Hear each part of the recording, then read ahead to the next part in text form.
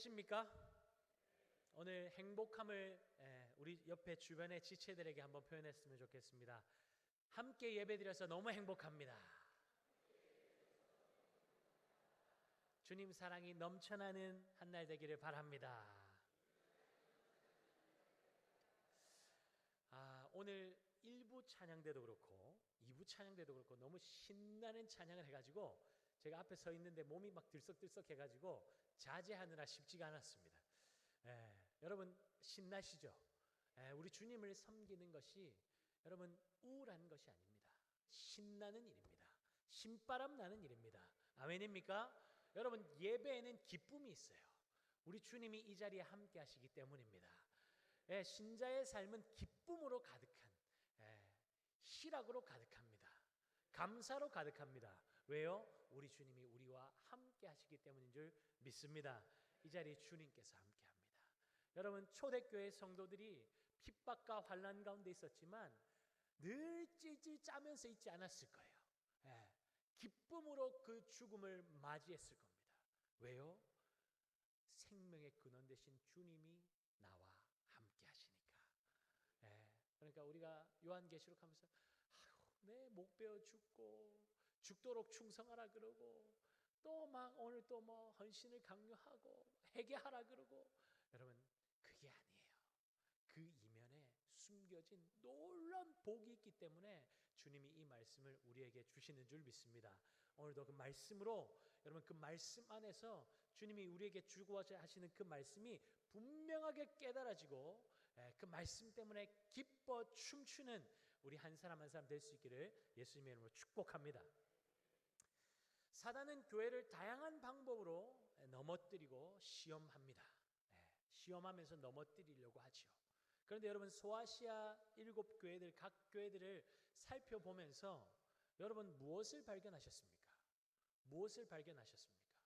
사단이 교묘하게 집요한 계략으로 교회를 흔들어대지만 그 가운데서 예수님은 각 교회의 상황과 형편을 정확하게 하시고 그 교회의 상황과 환경에 맞게 자신이 어떤 분이신지를 드러내고 계시다는 사실입니다. 영적 자만에 빠져서 살아가고 있던 라오디게아 교회를 향해서 예수님은 자신이 아멘이시며 충성되고 참된 증인이시오 하나님이 창조의 근본이라고 소개하십니다. 에베소 교회에는 예수님 자신이 오른손에 있는 7뼈를 붙잡고 7 금촛대 사이를 거니시는 분이기 때문에 그들의 행위를 알고 있다고 말씀하시죠. 서문학교회는 어땠습니까? 예수님은 처음이며 마지막이요 죽었다가 살아나신 이라고 자신을 소개하시면서 죽도록 충성하면 생명의 면류관을 주시겠다고 약속하고 있습니다. 오늘 버가모 교회에는 예수님께서 이 좌우의 날선검을 가지신 이라고 자신을 소개하고 계십니다. 예수님께서 좌우의 날선검을 가지신 분이라는 말씀을 들을 때에 버가모 교회 성도들이 무엇을 떠올렸을까요? 물론 좌우의 날선검이다 이렇게 말씀하지 않았지만 내가 가진 검으로 너희에게 찾아갈 것이다 이렇게 말씀하실 때 그 검이라는 이야기를 들을 때 우리는 큰 특별한 다를 바가 없지만 이 버가모 교회 성도들은 분명히 무엇인가를 떠올렸을 것입니다. 당시 로마 시대에 좌우의 날선검은 그들의 힘의 상징이었습니다. 당시 버가모 지방의 로마 총독은 생사 여탈권, 심판권을 소유하고 있었습니다. 그런 상황 속에서 버가모 교회 성도들에게 좌우의 날선검을 가지고 계신 분이 바로 예수님이신 것을 드러내시는 이유가 무엇이겠습니까? 삶과 죽음을 다스리는 궁극적인 권세는 오직 예수 그리스도께만 속해 있다는 것을 말씀하기 위해서이죠. 모든 권위와 주권을 가지신 예수님은 버가모 교회를 향해서 네가 어디 사는지 내가 안다라고 말씀하십니다. 왜입니까? 예수님은 그들 가운데 계시며 그들 가운데 다니고 계신 분이시기 때문입니다. 예수님은 버가모 교회의 행위와 그들이 겪고 있는 환난을 넘어서 그들이 살고 있는 환경이 어떠한지까지도 낱낱이 알고 계시다고 말씀하십니다. 버가모 교회가 살던 환경이 어땠습니까? 만만치 않았죠. 사탄의 권자가 있는 곳에 너희가 살고 있다고 예수님께서 그렇게 말씀하고 계십니다. 소아시아의 도시들은 저마다 황제 숭배를 위한 공식적인 중심지를 의미하는 네오코로스, 즉 신당 수호자로 불리는 특권을 얻기 위해서 심하게 경쟁을 펼치고 있었습니다. 그 중에 에베소가 이 명칭을 맨 처음 받았죠.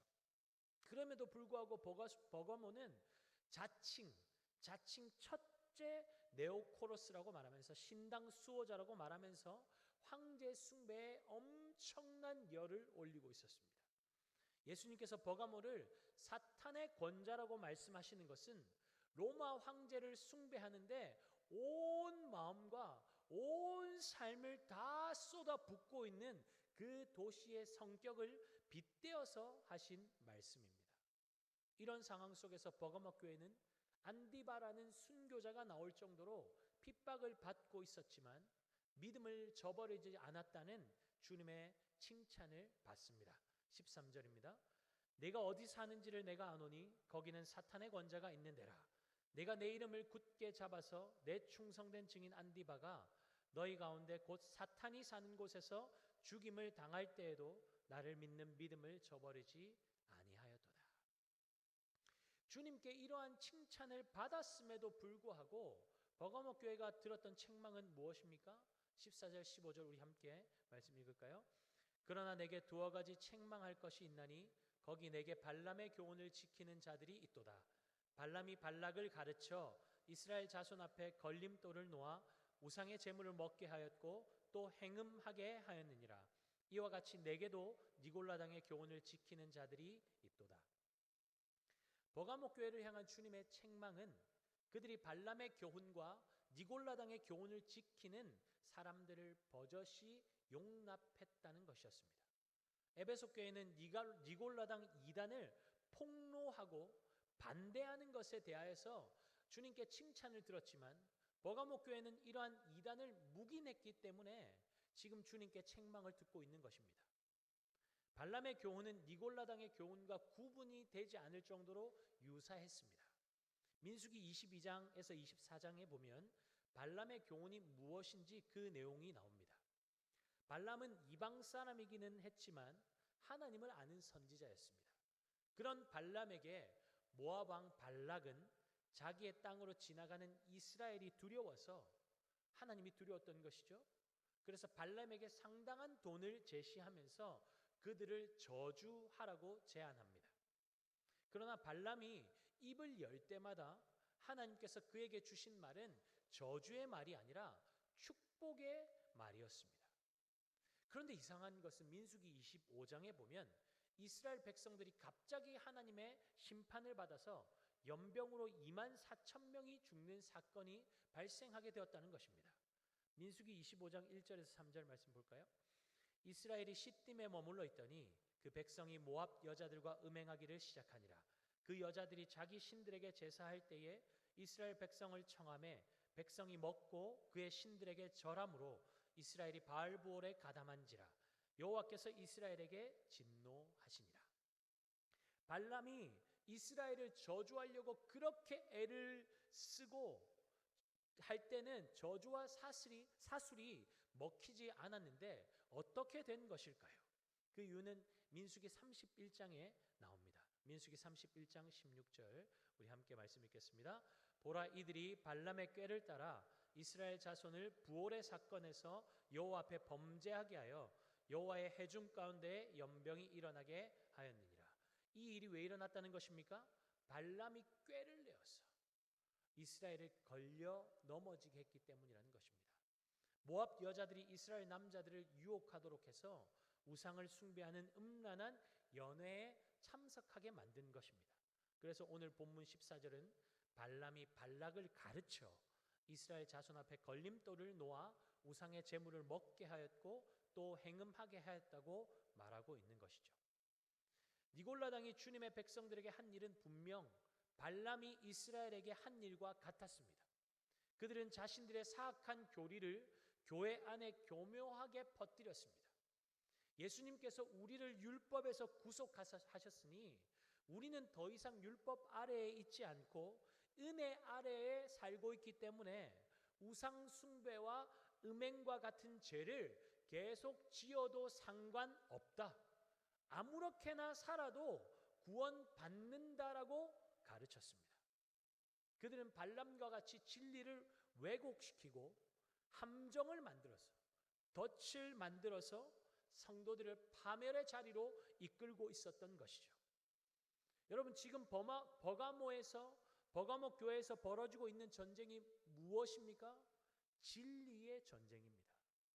버가모 교회는 외적으로 일어나고 있는 황제 숭배라는 큰 핍박은 순교자가 나올 정도로 너무나 잘 견뎌내고 있었지만 내적으로 일어나고 있는 부패에는 둔감하고 무뎌져 있었습니다. 여러분, 이것이 바로 사단의 전략입니다. 겉으로 드러나는 것, 눈에 보여지는 것에는 열심을 내도록 하지만 눈앞에 보여지지 않는 것은 중요하지 않다고 소홀히 하도록 만드는 것이죠. 버가모 성도들이 왜 둔감해지고 무뎌져 있었습니까? 여러분, 칼이 왜 무뎌집니까? 칼은 갈지 않으면 무뎌지게 되어 있습니다. 사용하지 않고 관리하지 않으면 그 어디에도 쓸데가 없죠. 주님께서 진리에 무뎌져 있는 버가모 교회가 회개하지 않으면 입에서 나오는 검을 가지고 그들과 싸우시겠다는 말씀은 그냥 나온 말씀이 아닙니다. 그들이 진리인지 진리가 아닌지에도 관심이 없고 거짓에 묶여 살아가고 있으니 주님은 좌우에 날선 예리한 검, 곧 진리의 말씀을 가지고 그들과 싸우시겠다는 것입니다. 여기서 말하는 그들은 마귀의 세력이 아닙니다. 하나님도 섬기고 세상도 섬기며 혼합주의에 빠져 있고 영지주의자들이 주장했던 무율법주의에 빠져서 자기의 소견에 따라서 옳은 대로 그렇게 살아가는 자들, 너희가 그렇게 살면 주님께서 오셔서 그런 자들을 심판하겠다고 하시는 말씀입니다. 여러분, 진리를 모르면 세상에 묶여 종노릇하며 살게 되어 있죠. 길이요 진리요 생명 대신 예수 그리스도를 가진 성도가 왜 묶여서 종노릇합니까? 왜 거짓에 속아 넘어갑니까?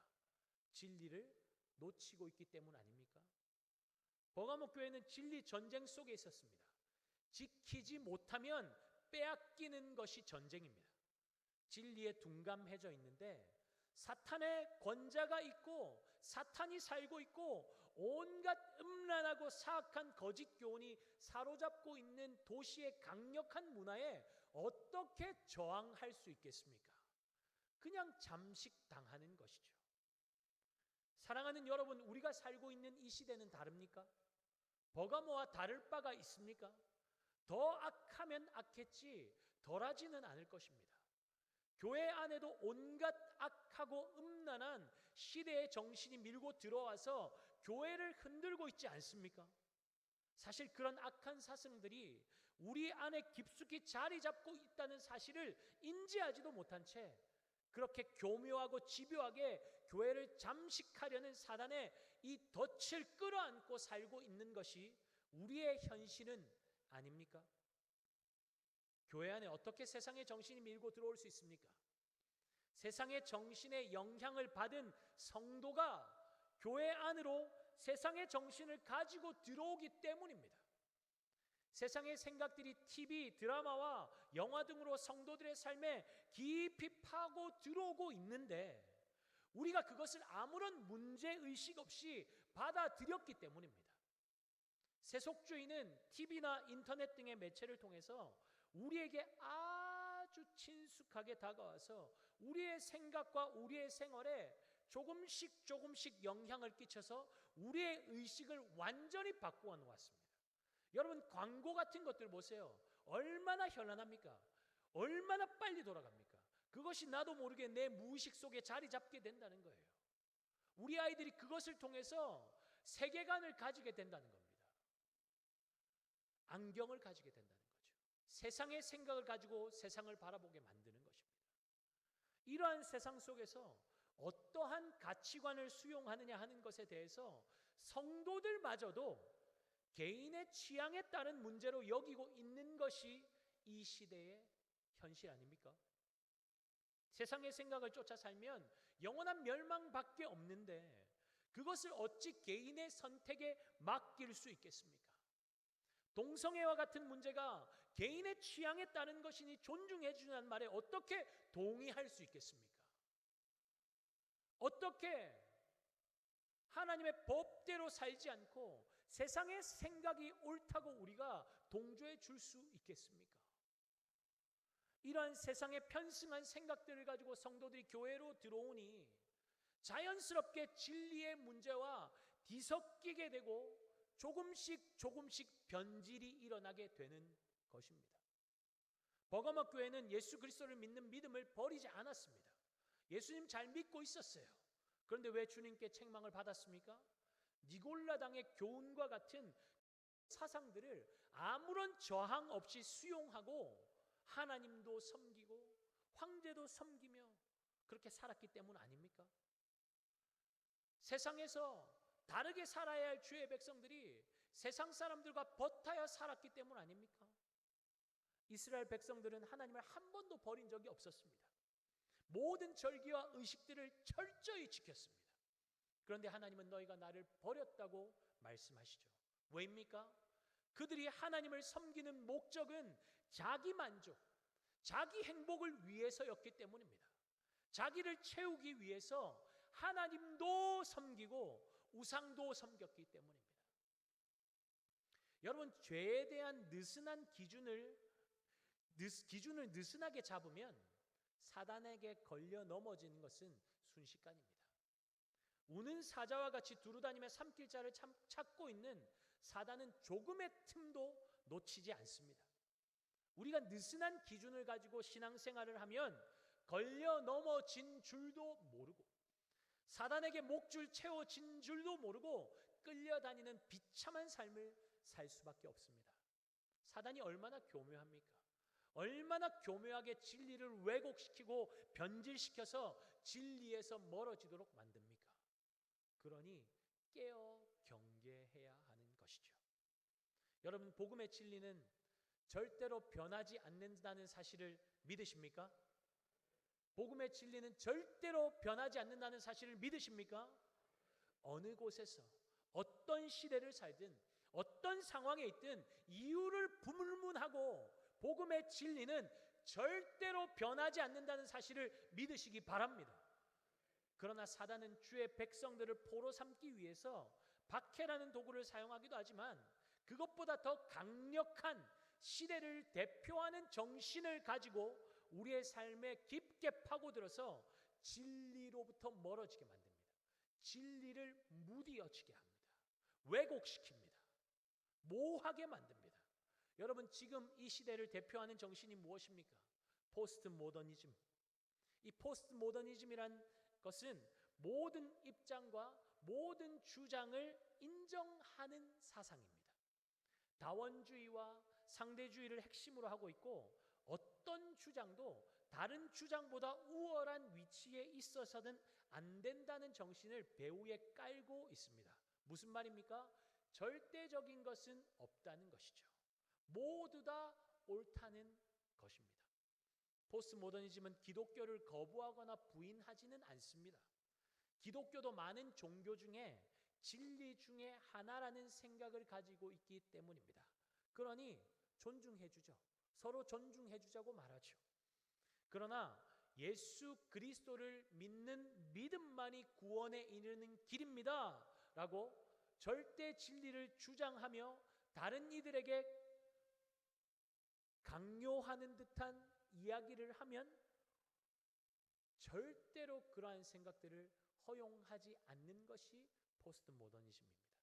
모든 종교의 진리와 구원이 있다는 다원주의 사상이 짙게 깔려 있기 때문입니다. 이러한 생각들이 비단 예수 믿지 않는 사람들만 가지고 있는 생각일까요? 여러분은 어떻습니까? 여러분, 우리가 얼마나 심각하게 포스트 모더니즘의 영향을 받고 있는지 점검할 수 있는 질문들을 제가 몇 가지 준비해왔습니다. 여러분 한번 볼까요? 같이 한번 읽겠습니다. 누군가 성경만이 절대 진리라고 목소리를 높이거나 성경 말씀을 반드시 믿어야 한다고 강조하는 그런 사람을 만나면 약간 거북함을 느낀다. 여러분 스스로 OX 한번 해보십시오. 두 번째, 예수 그리스도만이 유일한 구원의 길이라고 말하는 것을 들을 때면 기독교가 너무 독선적인 종교인 것 같아 마음에 불편함이 있다. OX. 세 번째, 성경 공부나 구역 모임 등에서 누군가 확신에 찬 말을 하는 것을 들으면 아직 순진하구나 또는 너무 교만하다라는 생각이 든다. 네 번째, 자신의 죄에 대해 하나님 앞에 깊이 회개할 필요를 못 느끼고 죄책감을 느끼는 것도 옳지 않다고 생각한다. 다섯 번째, 남들에게 예수 믿으라고 전도하는 것은 그 사람의 생각을 무시하는 것이고 그 사람이 이미 가지고 있는 어떤 신앙을 존중하지 않는 것이라는 생각이 든다. 여섯 번째, 하나님을 믿는다는 것을 신비스러운 것으로 생각하며 구체적으로 말씀을 따라 살아가는 삶에 별로 관심을 기울이지 않고 있다. 여러분, 이 몇 가지 질문 중에서 조금이라도 공감되는 것이 있다면 우리는 이 시대의 정신에 엄청난 영향을 받고 있는 것입니다. 아니요, 포스트 모더니즘에 젖어 있는 것입니다. 이 시대의 사상과 사조에 완전히 물들어 있는 것입니다. 그러면 진리는 모호해지게 되어 있습니다. 사랑하는 여러분, 복음이 시대 정신에 굴복하면 복음은 변질되게 되어 있습니다. 그러면 결국 그러한 생각들이 복음의 본질은 놓친 채로 그리스도와 전혀 상관없는 일에 열심을 내게 만들고 결국에는 멸망의 길로 이끌어가는 것이죠. 발람의 교훈과 니골라당의 거짓 교훈을 수용하고 살아가는 버가모 교회를 주님께서 책망하시는 이유가 바로 이것입니다. 그러니 주님 뭐라고 말씀하십니까? 회개하라, 회개하고 돌이켜라 말씀하십니다. 회개하고 돌이키지 않으면 내 입의 검으로 너희와 싸우겠다, 심판하겠다 말씀하시는 것입니다. 여러분, 이 말씀은 협박이 아닙니다. 그렇게 해서라도 다시 주님께로 돌아오기를 원하시는 하나님의 안타까운 외침입니다. 그러니 귀 있는 자는 성령이 교회에게 하시는 말씀을 들으라고 말씀하시는 것이죠. 니골라당과 같은 세상의 거짓된 사상이나 생각들이 교회 안으로 들어오는 것을 용납하지 않고 맞서 싸우는 자, 곧 이기는 자에게 주시는 우리 주님의 약속은 무엇입니까? 17절입니다. 함께 읽겠습니다. 귀 있는 자는 성령이 교회들에게 하시는 말씀을 들을지어다. 이기는 그에게는 그 돌 위에 새 이름을 기록한 것이 있나니 받는 자밖에는 그 이름을 알 사람이 없느니라. 예수님은 이기는 자에게 감추었던 만나와 새 이름이 기록된 흰 돌을 선물로 주시겠다고 말씀하십니다. 이 두 선물은 무엇을 뜻할까요? 만나가 감추어졌다는 것은 언약궤 안에 두었던 만나가 담긴 금 항아리를 암시한다고 생각할 수 있지만 그것보다 더 중요한 의미는 만나가 의미하는 바가 분명합니다. 요한복음 6장 31절 한번 볼까요? 같이 읽겠습니다. 내가 곧 생명의 떡이니 내게 오는 자는 결코 줄이지 아니하리라. 만나가 의미하는 바가 뭐예요? 예수 그리스도. 만나는 예수 그리스도입니다. 감추어진 만나, 무슨 말입니까? 예수 그리스도는 세상에 철저하게 감추어져 있습니다. 세상은 그분을 알 수가 없죠.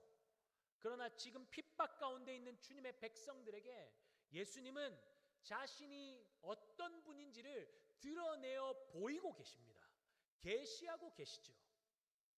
예수 믿는 믿음을 지키면 굶고 손해보고 궁핍에 처하고 망하는 것처럼 보이지만 주님은 그렇지 않다고 말씀하십니다. 버가모 교회가 세상과 타협하여서 세속의 것으로 먹고 마시는 것을 멈추면 어떻게 하시겠다는 것입니까? 세상이 절대로 알 수 없고 절대로 줄 수도 없는 하늘의 양식으로 그들을 먹이시겠다고 약속하시는 것입니다. 이기는 자에게 주어질 두 번째 선물은 흰 돌입니다. 고대 사회 재판에서 심판관들이 심판을 위해서 던졌던 것이 바로 흰 돌입니다. 흰 돌이 던져지면 무죄가 되는 것이고 검은 돌이 던져지면 유죄가 되는 것입니다. 또한 축제 때에 입장을 위해서 흰 돌을 사용했습니다. 이런 배경으로 볼 때 흰 돌은 로마 제국의 황제 숭배를 거부한 자들에게 정죄의 의미로 던져지는 것은 검은 돌이겠지만 우리 주님이 주시는 판결은 무엇이라는 말입니까? 흰 돌이라는 것입니다.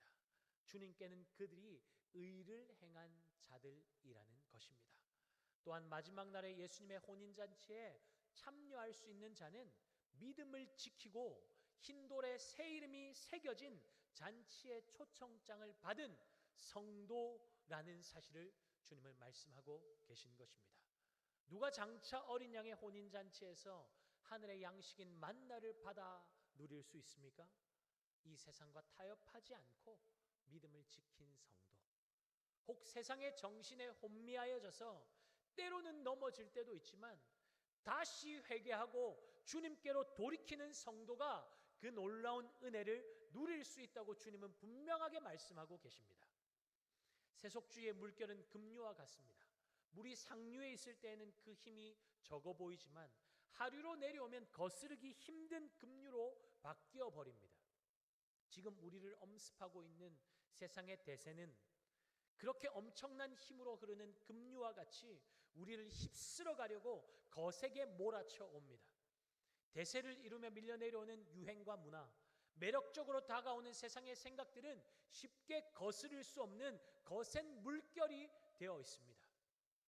주님의 백성들이 가만히 있으면 세상 문화에 휩쓸려서 자연스럽게 예수를 따르는 삶으로부터 멀어지게 되는 세상 속에 우리가 살고 있습니다.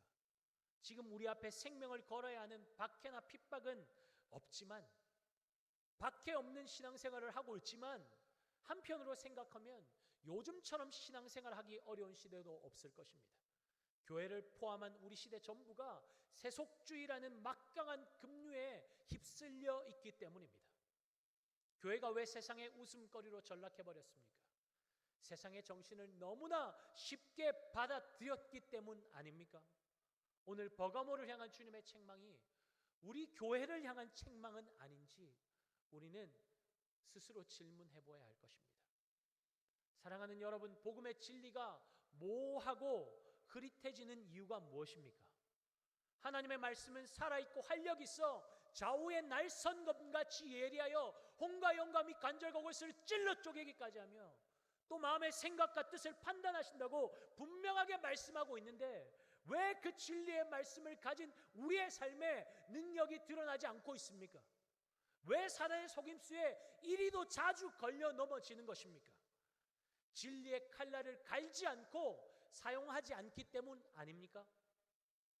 묶인 자를 자유케 하고 죽어있는 자를 살려내는 능력이 진리의 말씀이신 예수 그리스도께 있는데 왜 우리는 무기력합니까? 왜 생명의 능력을 가진 자처럼 능력 있게 가는 곳마다 생명을 살려내고 잠자는 영혼들을 깨워내는 도전하는 일이 왜 일어나지 않고 있습니까? 우리 주님이 무력해서입니까? 그 이름의 능력이 없어서입니까? 그렇지 않죠. 그 이름을 전하지 않기 때문 아닙니까? 주님의 역사를 스스로 제한하고 있기 때문 아닙니까? 저 사람은 안 바뀔 거야. 먹고 살기 바쁜데 내 말 듣겠어? 교회 오겠어? 그동안 예수 믿으라고 그렇게 간절한 마음으로 눈물 흘려가며 그렇게 권했는데 콧방귀도 끼지 않고 홈커밍 데이 한다고 교회 가자고 말하면 듣겠나? 괜히 마음 상할까 봐, 괜히 힘 빠질까 봐, 많이 해봤는데 안 되더라 하면서 작정서 이름 적는 것마저도 주저하는 분은 없습니까? 사랑하는 여러분, 우리 하나님은 살아계십니다. 우리 하나님은 살아계십니다. 그분은 능력이 한이 없으신 분입니다. 너는 알지 못하느냐, 듣지 못하였느냐? 영원하신 하나님 여호와 땅끝까지 창조하신 이는 피곤하지 아니하시며 곤비하지 않으시며 명철이 한이 없으시며 피곤한 자에게는 능력을 주시며 무능한 자에게는 힘을 더하시나니 할렐루야. 그분이 우리 하나님이십니다. 그분이 우리 하나님이십니다. 우리의 작은 경험과 틀에 주님을 집어넣지 마십시오. 우리의 얕은 지식과 경험으로 하나님을 제한하지 마시기 바랍니다. 그분은 우리의 생각과 상상을 뛰어넘어 일하시는 분이십니다. 우리 하나님께는 불가능이 없으심을 믿으시기 바랍니다. 하나님을 기대합시다. 하나님을 기대합시다. 우리 옆에 분들 한번 보면서 인사할까요? 하나님을 기대합시다. 여러분, 하나님을 기대할 뿐만이 아니라 여러분이 안 된다고 말하는 그 일, 여러분이 안 된다고 말하는 그 사람을 주님께 맡겨드리십시오.